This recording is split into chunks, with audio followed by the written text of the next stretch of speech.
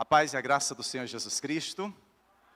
Após a morte e ressurreição de Cristo, depois que ele subiu aos céus, o anjo disse aos seus discípulos: este mesmo Jesus que dentre vocês foi elevado no céu, ele voltará da mesma forma como vocês o viram subir. Ele vem. Ele voltará. Esse é o título da nossa pregação de hoje. Por isso eu quero convidá-lo a abrir a sua Bíblia, na primeira carta aos Coríntios, capítulo 11, versículo 26. Ele nasceu, ele viveu entre nós, ele entregou a sua vida, ele foi morto, mas ele ressuscitou. E ele foi e está à direita do Pai. Mas a promessa de Deus, a promessa do Senhor para as nossas vidas nesta noite é que ele virá. Acompanhe a leitura da palavra do Senhor em 1 Coríntios, capítulo 11, verso 26. Diz assim: porque sempre que comerem deste pão e beberem deste cálice, vocês anunciam a morte do Senhor até que ele venha. Queridos, tudo no Novo Testamento é escrito à luz do fato de que Jesus está voltando para buscar a sua igreja, para buscar a sua noiva. Tudo no Novo Testamento aponta nessa direção.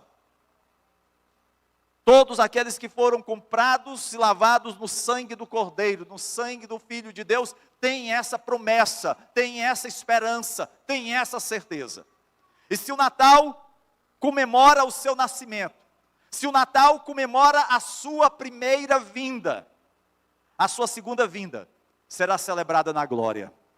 Quando todos os seus escolhidos ouvirem a trombeta soar, a palavra de Deus diz que aqueles que tiverem descansado no Senhor ressuscitarão, e juntamente com aqueles que ainda estiverem vivos, irão ao encontro do Rei dos Reis, do Senhor dos Senhores.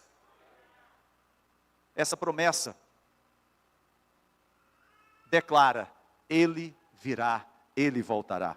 Amados, nós somos o povo que espera a volta de Jesus. Se alguém chegar para você e disser que Jesus não voltará, risque totalmente do círculo de sua amizade. Se alguém chegar para você e disser: olha, Jesus é simplesmente uma lenda, uma história de carochinha, risque do círculo de sua amizade. Amados, nós vivemos dias aonde muitos procuram semear mentiras no seio da igreja.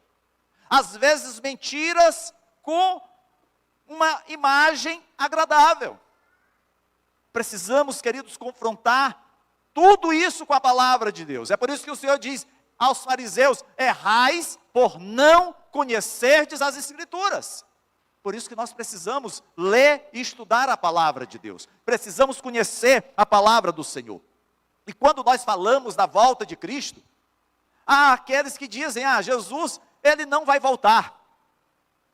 Isso aí foi apenas uma história que os discípulos inventaram para fazer com que as pessoas crescem no cristianismo. Outros vão dizer assim: não, Jesus vem todos os dias, de uma forma espiritual para as nossas vidas. Queridos, a palavra do Senhor é bem clara, que o Senhor voltará, e todos os seus filhos o verão, contemplarão, de norte a sul, de leste a oeste. Pastor, mas como isso se dará, se a terra é redonda, se a terra não é plana? Como isso vai se dar?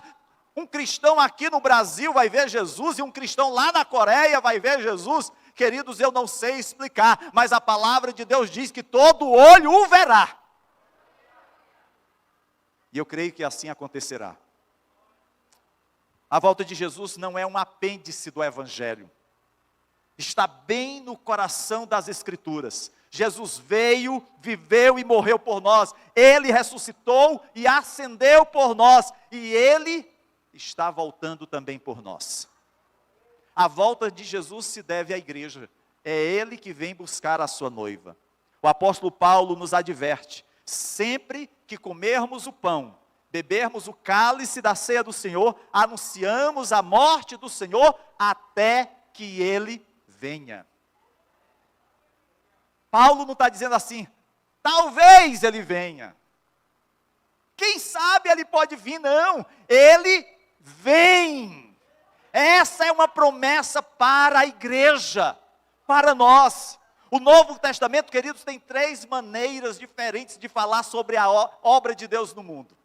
Primeiro, há o que Jesus fez no passado, a sua morte. Jesus veio a este mundo em um momento particular da história. Viveu, morreu, ressuscitou. Isso é passado. Isso faz parte da nossa história. Sem isso, nós não estaríamos aqui. É o passado. Depois, há o que Deus está fazendo no presente. Como Jesus está reinando agora na direita do Pai. E como o Espírito Santo está operando agora nesse mundo através da igreja.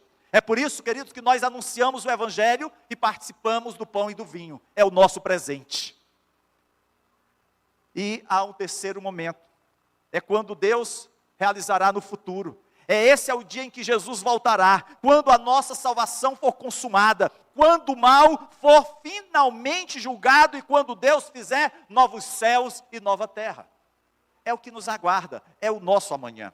O meu foco nesta noite não é no passado. Eu não quero pregar aqui acerca da morte e da ressurreição de Cristo. Eu não quero pregar aqui nessa noite acerca da obra do Espírito Santo na igreja nos nossos dias. A mensagem desta noite é que Ele virá, Ele voltará. Às vezes, amados, eu acho que nós esquecemos com que frequência a Bíblia fala sobre o futuro, sobre as coisas que Deus ainda não fez, mas que Ele fará. Na verdade, tudo o que está escrito na Bíblia, sobre a obra de Deus no passado e no presente, tem como objetivo alimentar a nossa esperança acerca do nosso amanhã. O apóstolo Paulo, em Romanos capítulo 15, verso 4, faz um comentário sobre o Antigo Testamento e diz que tudo foi escrito para que tenhamos esperança no futuro. Portanto, devemos lembrar que a Bíblia, a nossa fé, aponta para o futuro. Não estamos apenas olhando para trás. Não estamos apenas olhando o que foi feito, mas também para a frente. Deus não pretende apenas salvar-nos do nosso passado. Talvez você nessa noite tenha aqui chegado com um passado manchado e marcado pelo pecado, como também era o meu. Talvez você olhe para o seu passado e se sinta envergonhado, como também eu me sentia. Mas, queridos, não apenas o Senhor nos salva do nosso pecado, Ele também está salvando o nosso futuro. E falar sobre o futuro é falar sobre a volta de Jesus, porque o futuro do cristão é saber que vai morar na glória, vai morar no céu. Ah, pastor, mas eu gosto tanto desse mundo, eu gosto tanto das coisas que esse mundo tem a oferecer, mas eu quero te dizer, querido, que tudo isso passa. Tudo isso é passageiro. Nada aqui é duradouro, é eterno. A eternidade é só na presença de Deus. Observe o que diz Mateus capítulo 16, verso 27. O próprio Jesus falou sobre o futuro, disse o seguinte: o Filho do Homem virá na glória de seu Pai com os seus anjos, e então recompensará cada um de acordo com o que tenha feito. Jesus está dizendo, olha, o Filho do Homem virá. Eu virei, está dizendo Jesus. Lá em João capítulo 14, verso 3, Jesus declara, se eu for e lhes preparar lugar, voltarei e os levarei para mim, para que vocês estejam onde eu estiver. Jesus voltará para nos buscar. É promessa de Jesus. Não é palavra lançada ao vento. É palavra do Senhor. Lá em Atos capítulo 3, versos 19 a 21, o apóstolo Pedro, pregando em Jerusalém, afirma, arrependam-se, pois, voltem-se para Deus, para que os seus pecados sejam cancelados, para que venham tempos de descanso da parte do Senhor, e Ele mande o Cristo, o qual lhes foi designado, Jesus. Pedro está dizendo, olha, arrependam-se dos seus pecados, para que o Pai mande Jesus, o qual foi designado. Queridos, essa promessa se cumprirá em breve. Jesus voltará. E precisamos nos preparar. Nós estamos vivendo o antigozo do céu. Daí o apóstolo Paulo, em Romanos capítulo 8, verso 23, dizer que nós gememos interiormente, esperando ansiosamente a nossa adoção como filhos, a redenção do nosso corpo. Paulo está dizendo, olha, esse corpo perecível vai ser redimido em um corpo imperecível. E isso vai se dar quando Jesus voltar. É por isso que lá em Filipenses, capítulo 3, versos 20 e 21, o mesmo apóstolo Paulo diz, a nossa cidadania está nos céus, de onde esperamos ansiosamente um Salvador, o Senhor Jesus Cristo. A nossa cidadania está nos céus. Queridos, eu sei que é muito bom nós termos a nossa casa própria, é muito bom a gente constituir a nossa família, nós termos os nossos valores nesse mundo, mas tudo isso passa porque a nossa pátria não é aqui. Nós somos cidadãos dos céus. E a palavra de Deus diz que nós devemos esperar ansiosamente um Salvador, o Senhor Jesus Cristo. Não é qualquer Salvador. A Bíblia indica que Salvador é esse. É por isso que aquele ditado que diz assim, olha, todos os caminhos levam a Deus, é uma mentira. Só há um caminho que leva ao Pai, e esse é Jesus Cristo. Você percebe a importância que a palavra de Deus deposita no futuro? A primeira e a segunda carta aos Tessalonicenses, eu creio que vocês sabem muito bem, trazem diversos esclarecimentos acerca da segunda vinda de Jesus. É sobre o futuro. O testemunho de Paulo, na sua segunda carta a Timóteo, capítulo 4, verso 8, é algo tremendo, quando ele diz, agora me está reservada a coroa da justiça, que o Senhor, justo juiz, me dará naquele dia. Paulo está no final da sua carreira. Paulo, depois de passar anos pregando o evangelho, abrindo igrejas, Paulo sendo perseguido, Paulo está agora no final da carreira, e ele diz que aguarda a coroa da justiça, a qual Deus, o Senhor, lhe dará naquele dia. Você aguarda a coroa da justiça? Que você receberá do Senhor? Queridos, aqui nesse mundo, as pessoas correm atrás de coroas, né? Medalhas. Nós tivemos agora recente as Olimpíadas, e nós vimos as pessoas batendo recordes, alcançando vitória, tudo isso é maravilhoso. Hoje na internet é só o que rola, como se diz. As pessoas querendo fazer uma coisa diferente, né? Cada um quer o destaque, quer mais seguidores. Claro que lucra com isso, é bem verdade. E às vezes alguns até mesmo podem até morrer. Eu lembro que a minha filha mostrando outro dia uma jovem que estava segurando duas pessoas nos braços e quebrou o osso da perna. Tamanho peso que aquela pessoa estava segurando. E ela colocou lá no YouTube. E claro, isso dá muitas visualizações. As pessoas gostam de ver essas coisas. TikTok que o diga. Mas queridos, precisamos entender que a maior medalha, a melhor coroa, nós vamos receber do Senhor Jesus. É por isso que nós precisamos combater o bom combate. Qual é o combate que você está combatendo? Qual é o caminho que você está seguindo? O mesmo Paulo que traz esse testemunho aqui em 2 Timóteo, ele testifica lá em Tito capítulo 2, verso 13, dizendo que nós aguardamos a bendita esperança, a gloriosa manifestação de nosso grande Deus e Salvador Jesus Cristo. É isso que nós aguardamos. Pastor, mas nós não podemos esperar que as coisas melhorem? Sim, nós não apenas podemos esperar, mas nós devemos trabalhar para que as coisas melhorem. Devemos lutar sim, para que nós tenhamos coisas melhores, não somente nós, mas a nossa sociedade. Mas precisamos entender, amados, que a nossa maior esperança não é aquilo que venhamos a atingir nesse mundo. A nossa maior esperança é a gloriosa manifestação do nosso grande Deus e Salvador Jesus Cristo. É quando Ele vir buscar a sua noiva. E nós precisamos estar preparados para esse momento. O autor da carta aos Hebreus, no capítulo 9, versículo 28, ele sintetiza a obra da salvação ao dizer: assim também Cristo foi oferecido em sacrifício uma única vez, para tirar os pecados de muitos. E aparecerá uma segunda vez, não mais para tirar o pecado, mas para trazer salvação aos que o aguardam. Nesse dia, o Senhor nos dará a salvação eterna. A morte será vencida, porque aqueles que descansaram no Senhor serão ressuscitados.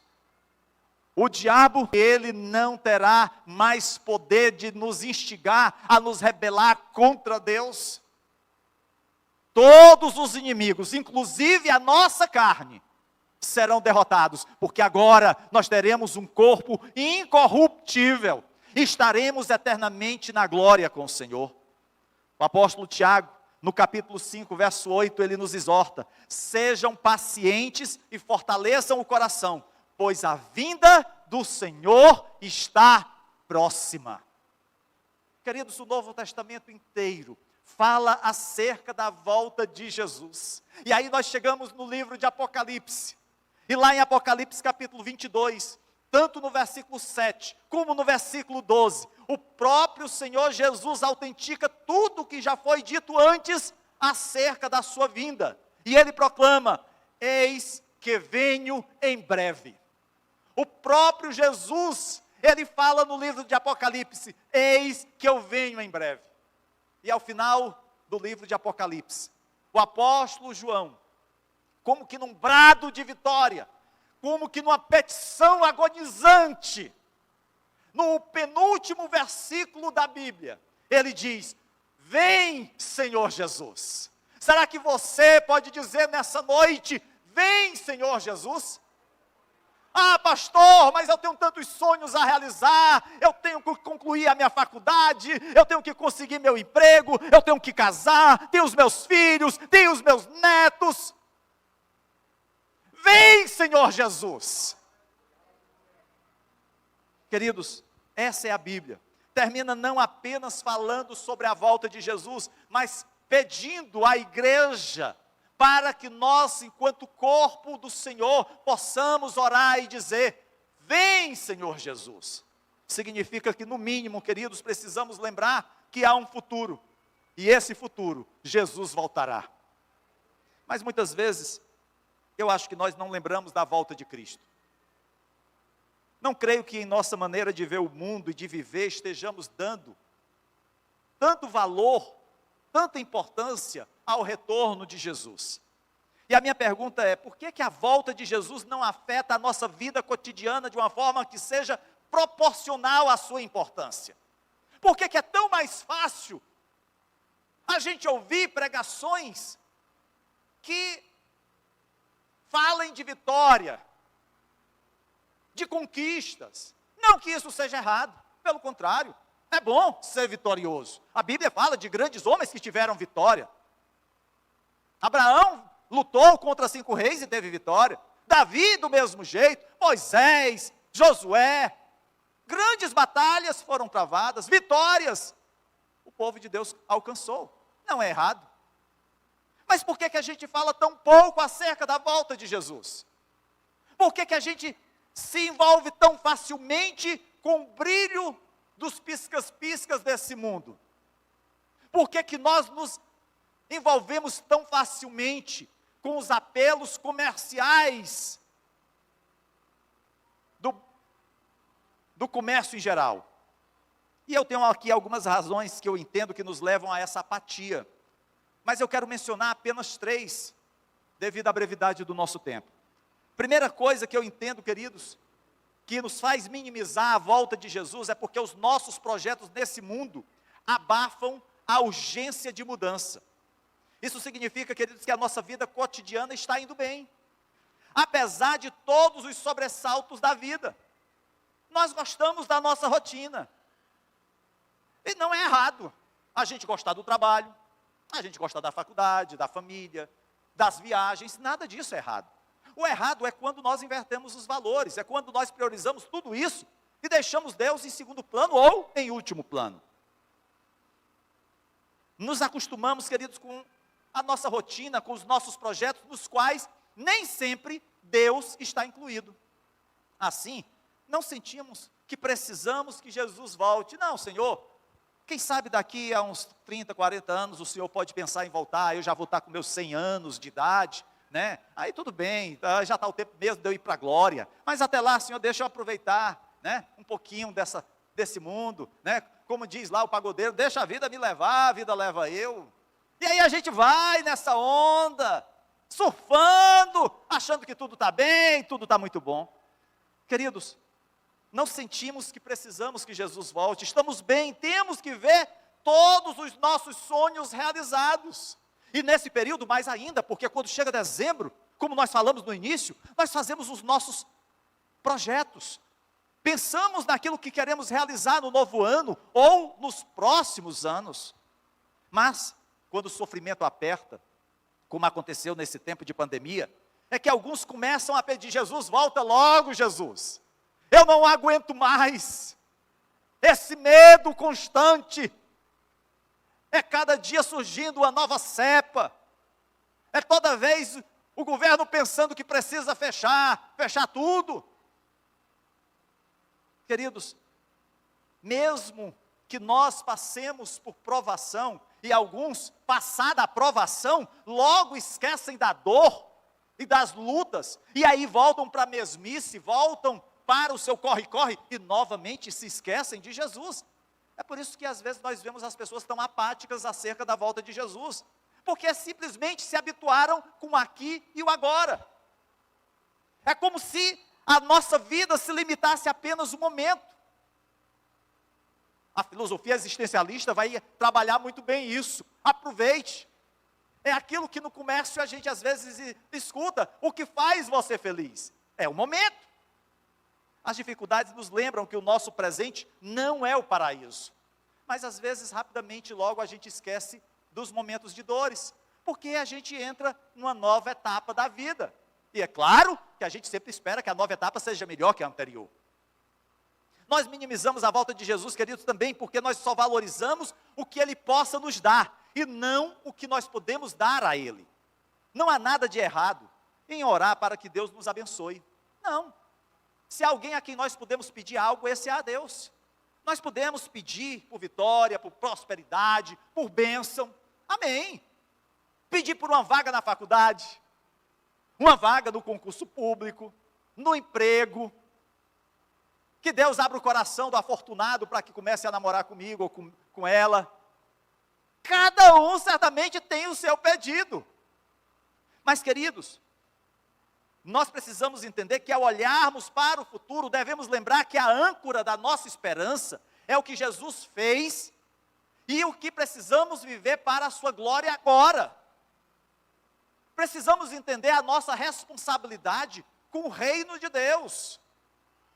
É por isso, queridos, que na adoração verdadeira precisamos estar centrados no Evangelho que nos exorta a viver uma vida santa, pura, firmada na rocha que é Cristo. Nós não podemos viver o Evangelho de forma qualquer, leviana, impulsiva. Precisamos estar ancorados no porto seguro e não seguindo os modismos da teologia moderna. Com uma mensagem açucarada, que afaga o nosso ego. É tão bom, pastor, ouvir aquele pregador X, aquele pregador Y, porque ele tem umas palavras tão agradáveis, ele fala coisas tão boas, a gente fica assim, quase entrando num transe espiritual. Glória a Deus. Se arrependa, meu irmão, minha irmã. Queridos, nós precisamos entender que a mensagem do Evangelho, ele não vai nos colocar no trono da nossa vida. A mensagem do Evangelho vai colocar Deus no trono da nossa vida. Não somos nós que estamos no centro, é Deus que é o centro da nossa existência. Infelizmente, há muitos que deixam levar-se por falsos mestres, por falsos enganos. Estava conversando com um casal que eu estou discipulando, que não está aqui conosco, está no outro bairro, e eles estiveram visitando uma igreja. Eu pedi para que eles visitassem uma igreja, e foram a uma igreja, e aí a irmã disse: olha, eu gostei muito da igreja, e quando eu saí ainda recebi um saquinho de sal, abençoado pelo pastor. Eu disse: meu Deus.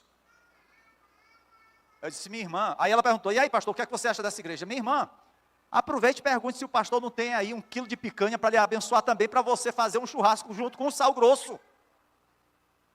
Infelizmente, queridos, nós vivemos dias em que as pessoas se deixam levar por qualquer vento de doutrina. Esquecem de buscar na palavra de Deus a orientação saudável para as suas vidas. E ao invés de poder dizer, ora vem Senhor Jesus, dizem assim, ora vem carro novo, ora vem casa própria, ora vem novo marido ou nova esposa. Queridos, nós precisamos entender que quando nós minimizamos a volta de Jesus, porque nós valorizamos mais o que Ele tem para nos dar do que nós podemos dar para Ele, a nossa responsabilidade com relação à obra de Deus, de fazermos, de pregarmos o Evangelho, a responsabilidade de mantermos a obra de Deus, como disse aqui o pastor Wilson, através das ofertas e dízimos, a questão de nós vivermos uma vida santa, uma vida reta, uma vida idônea, que mostre que somos sal e luz desse mundo. Mas há um terceiro motivo, queridos, pelo qual nós minimizamos o retorno de Jesus, é porque nós não sabemos quando acontecerá, e ninguém quer ser tido como tolo. Essa é a razão, queridos, que já existia na época dos primeiros cristãos. Quando Paulo escreveu a sua primeira e segunda carta aos Tessalonicenses, ele o fez para esclarecer, porque falsos mestres estavam dizendo que Jesus já havia voltado, e que os irmãos não tinham nem percebido. Além disso, outros cristãos começaram a perguntar sobre aqueles que morreram. O que seria deles se Jesus voltasse? Paulo, inspirado pelo Espírito Santo, discorre acerca da volta de Jesus. E nos 100 primeiros anos da igreja, diante da demora de Jesus voltar, muitos passaram a duvidar acerca da volta de Jesus. Durante toda a história do cristianismo, a gente vai verificar que muitos intentaram fazer contas mirabolantes para determinar o dia da volta de Jesus. E teve até alguns que o fizeram. E disseram, olha, Jesus vai voltar no dia tal. E os seguidores daquele profeta, daquele pastor, se prepararam, venderam todos os seus bens e aguardaram a volta de Jesus. Chegou aquela data, Jesus não voltou. E aí o pastor, o profeta, precisou refazer seus dados. Opa, foi um erro de cálculo. Eu errei aqui por alguns anos, não se preocupem. É tal data. Novamente, Jesus não voltou. E aí, para não perder a sua membresia, aí a pessoa cria, soluções para ludibriar, para enganar o povo. Queridos, o Senhor não deixou essa informação com nenhum de nós. A única certeza que nós temos é que Ele virá. É por isso que lá em 2 Pedro, capítulo 3, verso 9, a palavra do Senhor diz, o Senhor não demora em cumprir a sua promessa. Não demora, mas pastor Alex, já são passados quase 2000 anos da morte de Jesus e Jesus ainda não voltou. E aí a gente vê o Senhor dizendo, olha, 1000 anos é como um dia para o Senhor. Quem somos nós para colocarmos Deus contra a parede e dizer, olha, Jesus tem que voltar? O que é que nós temos feito pela expansão do reino?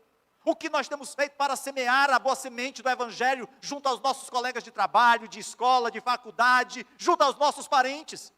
Como nós queremos que Jesus volte, se nós não temos feito a nossa semeadura?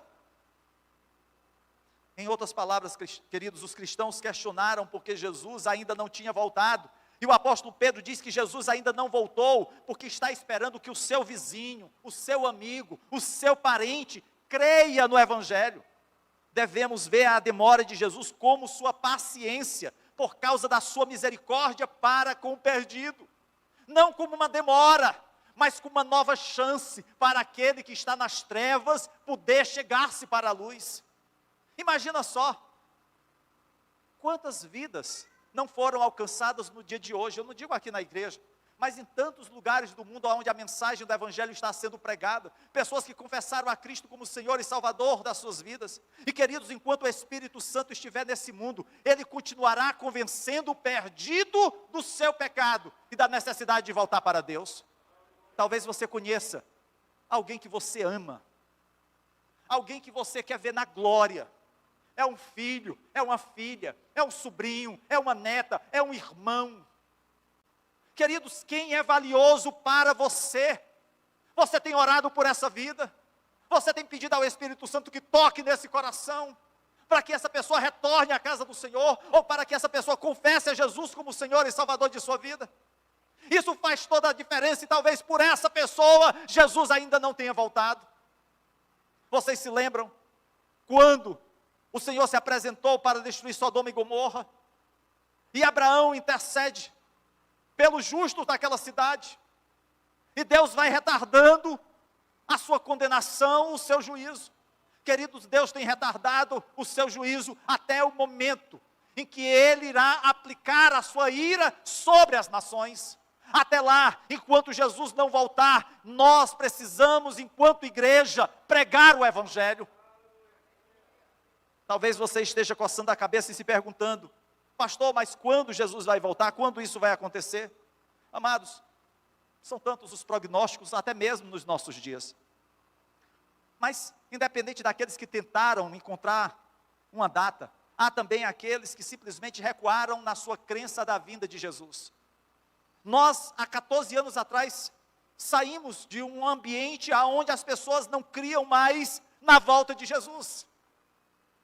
Infelizmente, a teologia liberal levou muitos a descrerem na volta de Cristo. Simplesmente pararam de crer que a volta do Senhor está próxima. Outros, porque tiveram medo de serem zombados, de serem ridicularizados, de serem taxados como fundamentalistas, como quadrados, como ultrapassados, e para não perder o seu espaço entre os seus colegas, entre os seus amigos, simplesmente negam a volta de Jesus, recuam nas promessas do Senhor. Porém, apesar da descrença, apesar da incredulidade de alguns, Jesus está voltando, e tudo o que Jesus disse acontecerá. Isso significa, queridos, que nós não somos tolos por acreditar na volta de Jesus. Os verdadeiros tolos, como nós veremos um dia, são aqueles que não acreditam que Ele voltará. Jesus vem, Jesus voltará. E como nós devemos viver enquanto igreja até lá? Como nós devemos viver? O apóstolo Pedro, no capítulo 1 da sua primeira carta, verso 13, ele diz: estejam com a mente preparada, prontos para a ação. Sejam sóbrios e coloquem toda a esperança na graça que lhes será dada quando Jesus Cristo for revelado. Ele aqui aponta 4 coisas que nós precisamos fazer, 4 atitudes. A primeira delas, estar com a mente preparada. Querido, significa desejar, conhecer, estudar, aplicar a palavra de Deus. A mente preparada é saber que Ele vem segundo as suas promessas, e que não há como nós sabermos das promessas do Senhor se nós não lermos a palavra de Deus. Não adianta você querer dizer: pastor, mas dia de domingo eu estou na igreja e eu escuto as pregações. Você só se alimenta uma vez por semana? Você só come no domingo à noite na sua casa? Eu acho que não. Você acorda, tem um café da manhã, às vezes faz o lanche, tem o almoço, tem um cafezinho da tarde, tem a ceia da noite, e para alguns ainda tem um mingau de maisena, que eu gosto muito, vale salientar. Mas, queridos, é interessante que quando a gente fala da palavra de Deus, aí há uma verdadeira anorexia espiritual. Não, pastor, eu estou encharcado da palavra, eu estou cheio, eu já consumi muito no domingo, li um versículo. Está padecendo. Precisamos ter a mente preparada, mas não somente a mente, a palavra de Deus diz que nós precisamos estar prontos para a ação. E quando se fala pronto para a ação, quer dizer que nós precisamos arregaçar as mangas. Precisamos estar prontos para o serviço, para o trabalho. Nós não fomos chamados para vivermos somente dentro dessas 4 paredes. O nosso campo de batalha é lá fora. É quando nós estamos num ambiente adverso, da faculdade, do trabalho, que precisamos dar um bom testemunho. E não sermos mais um no meio da multidão. Precisamos estar prontos para a ação. Mas não somente isso, precisamos ser sóbrios. Precisamos entender, queridos, que ser sóbrio quer dizer ser desperto para a realidade, estar despertado para a realidade, reconhecer que as estruturas deste mundo estão corrompidas pelo pecado. Nós não lutamos contra carne, mas nós lutamos contra principados e potestades. Nós precisamos estar preparados para a batalha espiritual, nós precisamos estar aos pés do Senhor em oração. Como é que a gente pode estar preparado, ser sóbrio, se a gente está se embriagando com as coisas desse mundo? A gente acorda, ao invés de dobrar os joelhos em oração, a gente liga logo o celular e começa a atualizar as informações do WhatsApp, do Facebook, do Instagram. Orkut eu acho que não tem mais. A gente vai atrás de tudo. Além disso, nós precisamos colocar toda a esperança na graça. Aonde nós temos colocado a nossa esperança? Aonde nós temos depositado a nossa esperança? Precisamos reconhecer, queridos, que se a nossa esperança estiver depositada em homens ou instituições, estaremos abalados, porque tudo isso passa. Mas se a nossa esperança estiver firmada na rocha que é Jesus, pode vir todas as intempéries desse mundo e nós não seremos abalados, Muitos intentaram destruir a igreja, queimaram as sagradas escrituras, mas mesmo quando o sangue de inocentes era derramado, outros mais ainda se levantavam para continuar a obra do Senhor. Não há nada que impeça a obra que o Senhor tem para a sua igreja, porque quem está na igreja do Senhor é o Espírito Santo. Hoje nós estamos realizando a última ceia de 2021, aqui no José Walter. Mas em todas as ceias realizadas nesses últimos 14 anos, neste lugar, e em todas aquelas que o Senhor nos permitirá realizar nos anos vindouros, haverá sempre em nossa boca um brado de vitória. Ora vem, Senhor Jesus. É por isso, queridos, que quando comermos o pão e bebermos o cálice, anunciaremos a morte do Senhor até que Ele venha.